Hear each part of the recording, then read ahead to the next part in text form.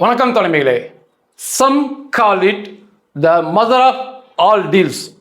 சரியா தமிழில் சொல்லணும்னா, சிலர் சொல்லுகிறார்கள் இந்த ஒப்பந்தத்திற்கு எல்லாம் தாய் ஒப்பந்தம் என்று சிலர் சொல்லுகிறார்கள் என்று. ஐரோப்பிய ஒன்றியத்தின் தலைவி, ஐரோப்பிய ஒன்றியம் என்பது 27 ஐரோப்பிய நாடுகள் ஒன்றாக சேர்ந்தது தான் ஐரோப்பிய ஒன்றியம், யூரோப் யூனியன் அப்படிம்பாங்க. ஐரோப்பிய ஒன்றியத்தின் தலைவி Ursula von der Leyen world economic ஃபாரத்தில் சென்ற வாரம் மகிழ்ச்சி பொங்க பெருமை பொங்க பதிவு பண்ணாங்க. இந்த பேச்சு, இந்த செய்தி இந்தியா முழுவதும் உள்ள செய்தித்தாள்களில் தலைப்பு செய்தியாக வந்திருக்கணும். ஆனால் அந்த அளவுக்கு இங்கே முக்கியத்துவம் தரப்படலை. ஏன் அப்படின்னா, 200 கோடி மக்கள் வாழ்க்கை இன்னும் பிரகாசமாக மாறும்.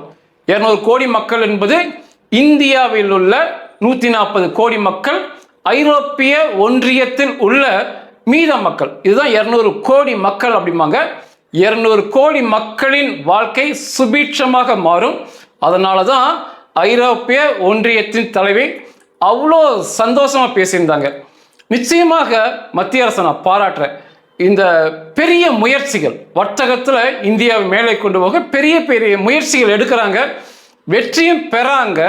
ஆனால் குறை மட்டும் சொல்ல தெரிந்த நாம் அவர்கள் நிறையுமே பேசணும். நான் ஒன்றும் பிரதமரை பாராட்டிகிட்டே இருங்க, நிதியமைச்சரை பாராட்டுங்கன்னு சொல்லவே வரல. அவர்களுக்கு நம்ம வரியிலிருந்து அதிகமான சம்பளத்தை கொடுக்குறோம். சம்பளம் அவர்கள் எல்லா வசதியும் பண்ணி தரும்போது அவர்கள் அந்த காரியத்தை பண்ணத்தான் வேணும். என்றாலுமே அமெரிக்கா இந்தியாவிற்கு அதிக வரி விதித்து விட்டது, வியாபாரம் படுத்து விட்டது என்று தலைப்பு செய்தியில் எழுத தெரிந்த நாம், அதே பிரதமர், அதே ஆட்கள் ஐரோப்பிய ஒன்றியத்து கூட வரியே இல்லாமல் இந்த ஒப்பந்தத்தை நிறைவேற்றப் போவது மிகப்பெரிய விஷயம். ஏன்னா அமெரிக்கா கூட எந்த அளவுக்கு வியாபாரம் நடக்குதோ அதே அளவுக்கு ஐரோப்பிய ஒன்றியத்து கூட நடக்குது. அப்போ இந்த செய்தியை தலைப்பு செய்தியாக போடுறது உண்மையாகவே அவர்களுடைய பொறாமையை காட்டுது என்றுதான் அர்த்தம். அது என்ன இந்த ஒப்பந்தம், தாய் ஒப்பந்தம் அப்படின்னா FTA அப்படிம்பாங்க, ஃப்ரீ ட்ரேட் அக்ரிமெண்ட். இந்தியாவிற்கும் ஐரோப்பிய ஒன்றியத்துக்கும் இடையே வரி இல்லாத வியாபாரங்கள், ஏற்றுமதி இறக்குமதி இரண்டுமே சேர்ந்து வரும். வரியே இல்லாமல் இனிமேல் வியாபாரம் ஆகும்.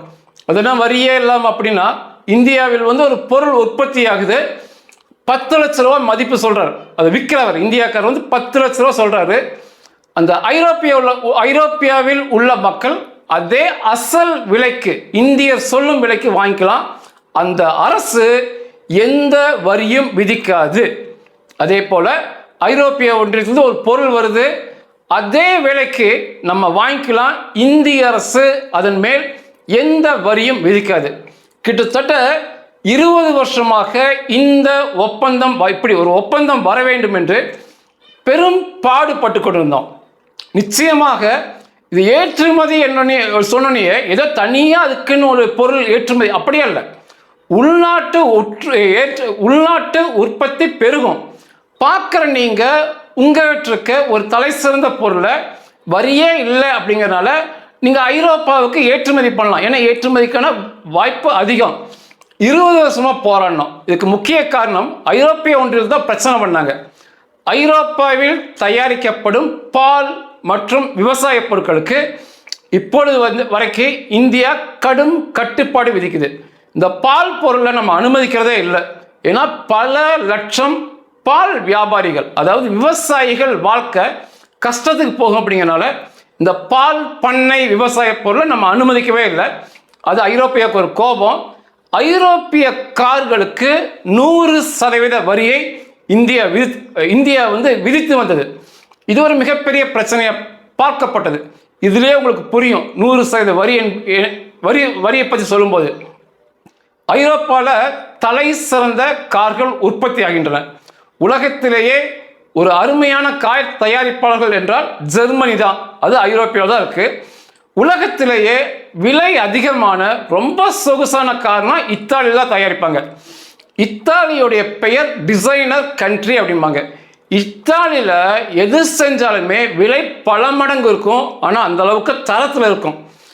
அந்த அந்த அந்த கார்லாம் அப்படியே அதே விலைக்கு இங்கே விற்றா முழுக்க முழுக்க அவங்க கார் தான் வியாபாரம் ஆகும். இப்போ வந்து இந்தியாவுக்குள்ள முதல்ல மாருதி, இரண்டாவது டாடா, மூன்றாவது மகேந்திரா, இந்த வரிசையில் தான் உள்நாட்டு கார்கள் அதிகமாக விற்பனை ஆகுது. இப்போ அந்த ஐரோப்பிய கார்கள் அப்படியே வந்தால் இவைகள் பாதிக்கப்படும். அப்படிங்கிறனால 100% வரியை மத்திய அரசு விதித்திருந்தது.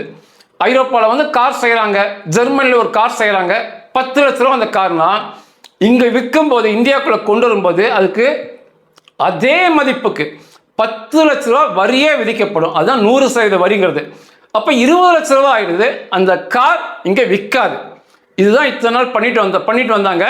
இப்போ இந்த வரியில்லா ஒப்பந்தத்தில் இந்த கார், ஐரோப்பிய கார்களுக்கு மீதான வரி, பால் பொருட்களை மத்திய அரசு ஒத்துக்கவே இல்லை.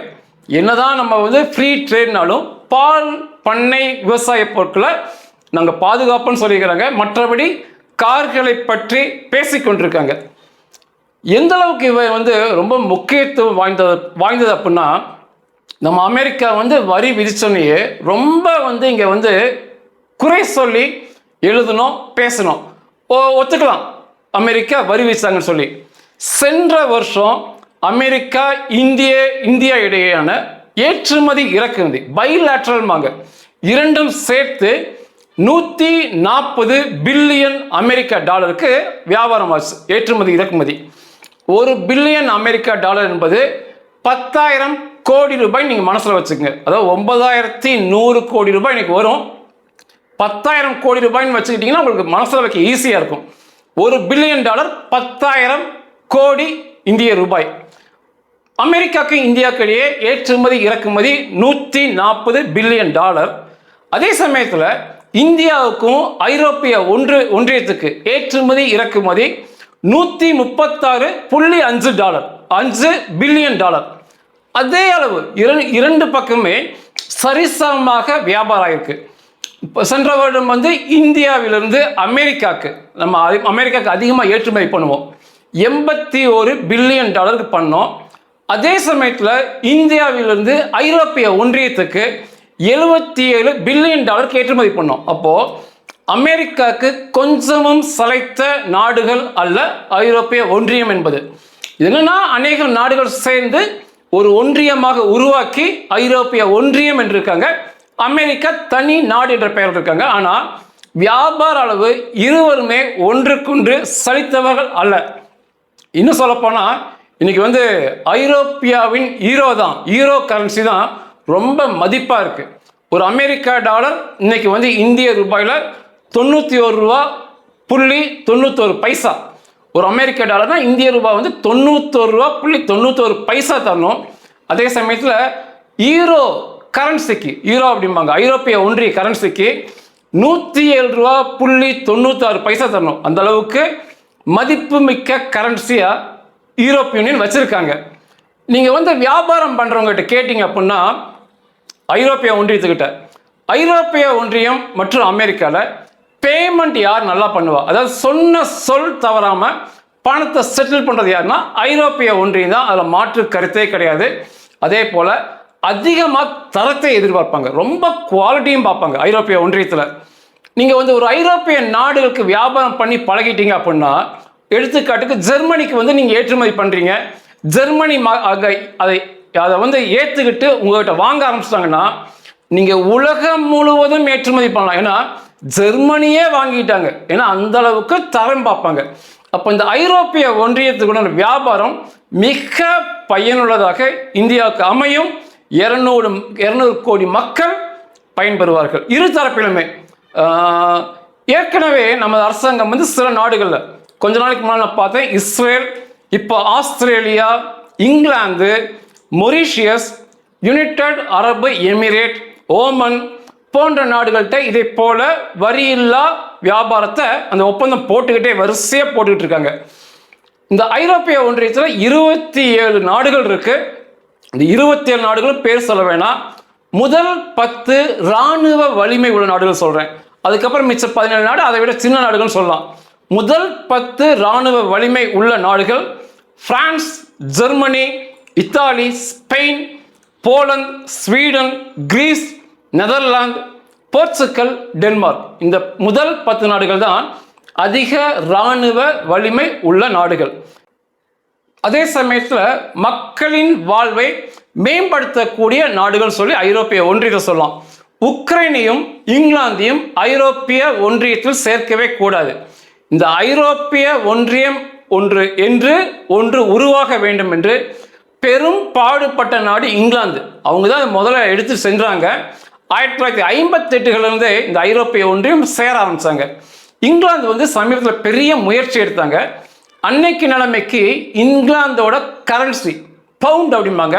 இந்த பவுண்ட் எப்பவுமே அமெரிக்கா டாலரை காட்டிலுமே ரொம்ப மதிப்பு மிக்கதாக வச்சிருப்பாங்க. பவுண்ட் அப்படின்னாவே தங்கத்தை போல 24 கேரட் தங்கத்தை போல பார்ப்பாங்க. அதை விட்டு கொடுத்து ஐரோப்பிய ஒன்றியத்தில் சேரலாம், பொதுவான கரன்சியை கொண்டு வரலான்னு சொல்லி பண்ணாங்க இங்கிலாந்து தான். ஆனால் சில காலம் கழித்து அவங்க அதை விலகி வந்துட்டாங்க. இப்போ ஐரோப்பிய ஒன்றியத்தில் மிகப்பெரிய அளவில் இங்கிலாந்தில், உக்ரைனுமே முழு உறுப்பினர் அல்ல ஐரோப்பிய ஒன்றியத்தில். ஐரோப்பிய ஒன்றியம் என்பது இராணுவம் சார்ந்த கூட்டமைப்பு அல்ல. இன்னைக்கு வரைக்கும் ஐரோப்பிய ஒன்றியம் என்பது மக்கள் ஒற்றுமை மற்றும் வியாபாரங்கள், மக்களை பொருளாதாரத்தில் உயர்த்துவது. இதுதான் ஐரோப்பிய ஒன்றியத்தோட வேலை. இவங்க இராணுவ ரீதியாக பார்த்தீங்கன்னா நேட்டோ அப்படின்னு மாறுவாங்க. இந்த நேட்டோவை எடுத்துக்கிட்டிங்கன்னா அதில் அமெரிக்கா தலைமையாக வரும், உப தலைமையாக இங்கிலாந்து வரும். அதுக்கப்புறம் இந்த ஐரோப்பிய நாடுகள் எல்லாம் சேரும். ஆனால் ஐரோப்பிய ஒன்றியம் வரும்போது அமெரிக்காவும் இங்கிலாந்தும் சேராது. இப்போ அந்த நேட்டோலேயே பிரச்சனை ஆகிட்டு இருக்கு. ஐரோப்பிய ஒன்றியம் அவர்களுக்கென்று தனியாக ஒரு இராணுவ கூட்டமைப்பை அமெரிக்காவை விடுத்து செய்ய போகிறாங்க. அடுத்த பதிவுகளில் அதை பற்றி நிச்சயமாக பேசுகிறேன். ஐரோப்பிய ஒன்றியம் என்பது வியாபாரம், பொருளாதாரம் சார்ந்த மக்களை முன்னேற்றக்கூடிய, கலாச்சாரத்தில் முன்னேற்றக்கூடிய கூட்டமைப்பு. இராணுவம் என்று வரும்போது அவங்க நேட்டோ மாறுவாங்க. இந்தியா மற்றும் ஐரோப்பிய நாடுகளை ஒட்டுக சேர்த்து அதோட உள்நாட்டு உற்பத்தியை பார்த்தோம் அப்படின்னா 23.41 ட்ரில்லியன் அமெரிக்கன் டாலர் மதிப்புள்ள உள்நாட்டு உற்பத்தியை வச்சிருக்காங்க. கிட்டத்தட்ட 21% உள்நாட்டு உற்பத்தி ஐரோப்பிய ஒன்றியம் மற்றும் இந்தியாவில் நடக்குது. அதாவது உலக மக்களுக்கு தேவையான கால் பங்கு அந்த உற்பத்தி இந்தியா மற்றும் ஐரோப்பிய ஒன்றியத்தில் இருக்கு. இந்தியாவுக்குள்ள மட்டும் 6000 ஐரோப்பிய நிறுவனங்கள் செயல்பட்டு கொண்டிருக்கிறாங்க. இந்தியாவில் அந்நிய நேரடி முதலீடு பங்கு சந்தையில் 140.1 பில்லியன் அமெரிக்க டாலர் அளவுக்கு ஐரோப்பிய நாடுகள் இந்தியா நேரடி சந்தையில் முதலீடு பண்ணியிருக்காங்க. அதே சமயத்தில் இந்தியா 10.2 பில்லியன் டாலர் மட்டுமே ஐரோப்பிய ஒன்றியத்தில் முதலீடு பண்ணியிருக்கிறாங்க. இன்றைய தினத்துக்கு அமெரிக்க இராணுவத்தையும் ஐரோப்பிய இராணுவத்தையும் ஒப்பிட்டு பேசவே முடியாது. ஐரோப்பிய ஒன்றிய இராணுவத்தையும். அமெரிக்கா இராணுவம் என்பது உண்மையாகவே சூப்பர் பவர் மிலிட்ரி தான். அதோடு நிச்சயமா இன்னைக்கு ஐரோப்பிய ஒன்றிய இராணுவத்தை பேசக்கூடாது. நிறைய பேர் ஒப்பிட்டு பேசுறாங்க. இன்று அது ஒப்பிடுக்கு செய்ய முடியாத ஒன்று. அமெரிக்கா எங்கோ உயர்ந்திருக்கு. அமெரிக்காவுடைய மொத்த உள்நாட்டு உற்பத்தி 30.62 ட்ரில்லியன் அமெரிக்கன் டாலர். ஐரோப்பிய நாடுகள், ஒன்றிய நாடுகளின் உள்நாட்டு உற்பத்தி 28.22 ட்ரில்லியன் அமெரிக்க டாலர் அளவு வரும். அதாவது இரண்டுமே கிட்டத்தட்ட ஒரே அளவு வரும். ஆனால் அமெரிக்கா மிக அதிக அளவு இராணுவத்துக்கு செலவு பண்ணுவாங்க. ஐரோப்பிய ஒன்றியம் அந்த அளவுக்கு செலவு பண்ணுறதுல அந்த பணத்தை மக்களின் வாழ்க்கை தரம் மேம்படுத்த செலவு பண்ணுவாங்க. ரெண்டுக்குள்ள வித்தியாசம் அதுதான். ஆனால் வரும் நாளில் அப்படியே இருக்க முடியாது. இன்னைக்கு அமெரிக்கா தன்னிச்சையாக கிரீன்லாண்டை பிடிக்கிறேன் அப்படிங்கிறாங்க. இன்னும் அடுத்தடுத்து போகிறாங்க. ஐரோப்பிய ஒன்றியம் அவர்கள் இராணுவ கூட்டமைப்பை ஒன்றை ஏற்படுத்தி அதிகமாக முதலீடு செய்ய வேண்டிய நிர்பந்தம் இது. சரியே இந்த வரி இல்லா வர்த்தக ஒப்பந்தம் இந்தியாவிற்கும் ஐரோப்பியாவுக்கும் இடையே நடைபெறுது. வர 26ஆம் தேதி இந்திய குடியரசு தின விழாவுக்கு சிறப்பு அழைப்பாளராக இந்த ஐரோப்பிய ஒன்றிய தலைவி உர்சுலா வான் டெர் லியானோ தலைவருமே அழைக்கப்பட்டிருக்காங்க.